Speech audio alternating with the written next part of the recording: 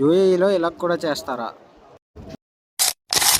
మార్నింగే హడావిడిగా లేచి రెడీ అయిపోయి అలా బయటకు వచ్చేసి బస్ కోసం చూసాం. బస్ ఎక్కేసి అలా వెంటనే ఆఫీస్కి వెళ్ళిపోతాం. ఆఫీస్కి అయితే రీచ్ అయిపోయాం. రీచ్ అయిపోయిన వెంటనే పూజతో అయితే ఇవాళ మన డే స్టార్ట్ అయ్యింది.